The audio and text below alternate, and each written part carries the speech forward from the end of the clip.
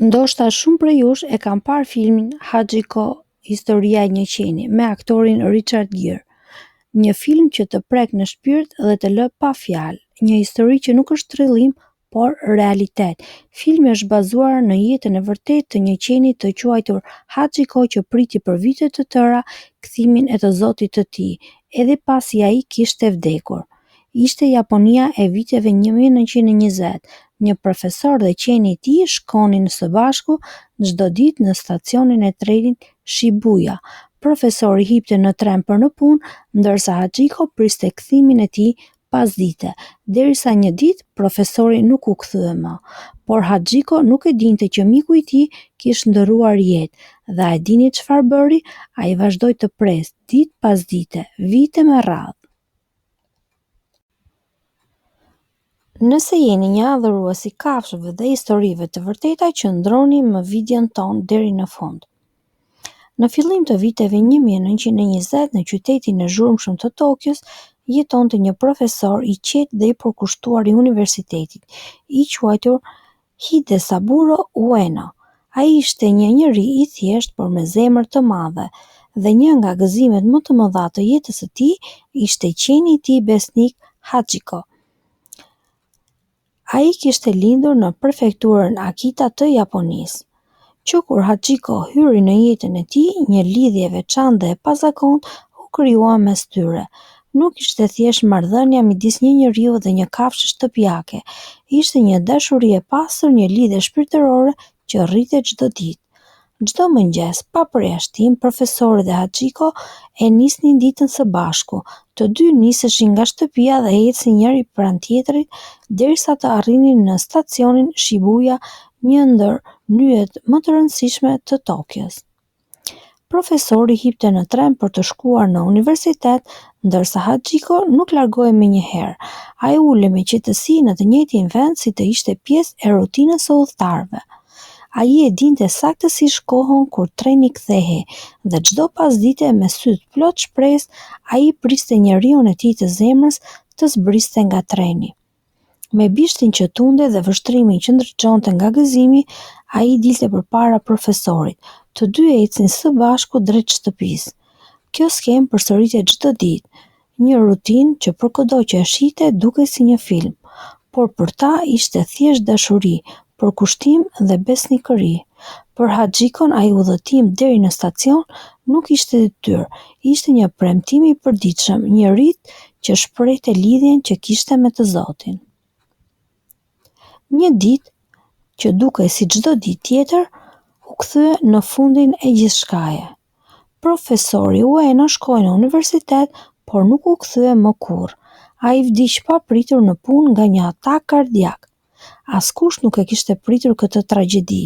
Jeta e tij mbaroi aty, por historia me Hachikon sapo kishte filluar. Hachiko nuk e dinte që njeriu i tij nuk do të kthehej më kurrë.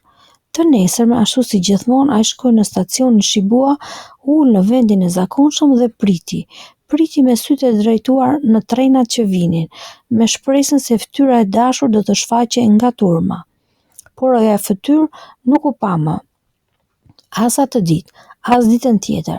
Dhe megjithatë Hachiko nuk hoqi dorë. Ai vazhdoi të shfaqej çdo ditë, në të njëjtin orë, në të njëjtin vend për 9 vite me radhë. Në shi të dendur, në të ftohtin e borës, apo në diellin përvolues të verës, ai qëndronte i qetë dhe i vetëm, i pathyeshëm. Ai nuk e njihte fjalën dorëzim. Në heshtje ai fliste gjuhën më të pastër, atë të dashurisë dhe të pritjes. Kalimtarët e përditshëm filluan të vërenin praninë e tij të pandryshuar, fillimisht me habi, pastaj me ndjeshmëri. Ishin ata që filluan të përkujdeseshin për të, ta ushqenin, t'i ofronin një përkujdesje apo ngushëllim, por Hachiko nuk donte asgjë tjetër përveç një rikthimi që nuk do të vinte kurrë. Ai nuk kërkonte më shumë se një shpresë, shpresën që ndoshta nesër ai do të vinte, dhe kështu çdo ditë ai zgjidhte të mos harrojë, të mos dorëzohet dhe të priste. Pasi profesori u nda nga jeta, familja e tij tentoi të kujdesej për Hachikon. E morën në shtëpi, i ofruan ngrohtësi dhe kujdes.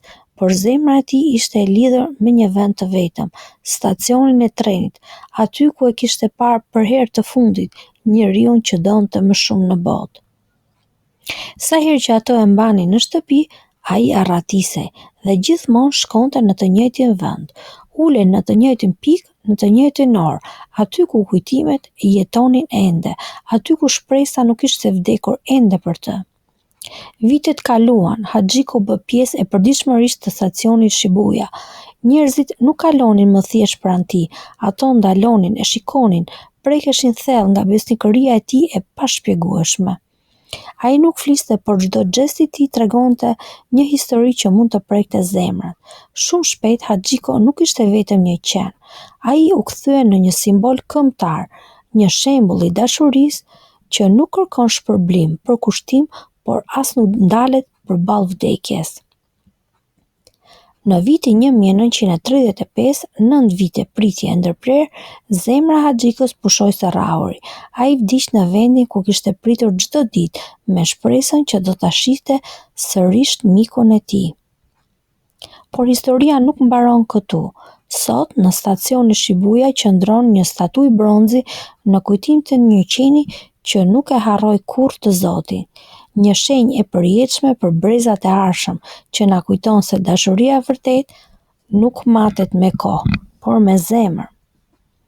Hachiko nuk ishte vetëm një qen besnik, ai ishte kujtesa e gjallë e një dashurie që sfidoi vdekjen, një frymëzim për të gjithë ata që kanë dashur me shpirt, që kanë pritur me durim dhe që nuk kanë harruar kurrë. Në prill të vitit 1934, një vit para se të ndërronte jetë në stacionin Shibuya, u ngrit statuja e bronzit për nder të qenit. Gjatë luftës së dytë botërore, statuja u dëmtua pak, por dashuria për Hachiko nuk u shua kurrë. Në vitin 1948, ajo u rindërtua dhe qëndron dhe sot në të njëjtin vend, si vend takimi i dashur për mijëra njerëz çdo ditë. Çdo vit pranë këtij stacioni organizohet një ceremoni në nder të tij. Qindra dashamirës të kafshëve mblidhen për të nderuar besnikërinë në një qeni që nuk e harroi kurrë mikun e tij edhe pas vdekjes. Dhe për ta ndarë këtë histori me botën, në vitin 2008-2009, Hollywood solli në jetë filmin Hachiko A Dog Story me aktorin Richard Gere, që është edhe një nga filmat më të ndjekur të viteve të fundit. Kjo ishte historia e qenit më të njohur në Japoni. Nëse ju ka pëlqyer, mund ta shpërndani. Gjithashtu mund të bëheni abonues në kanalin ton. Ju falenderoj për kohën tuaj, na ndiqni në videot e tjera.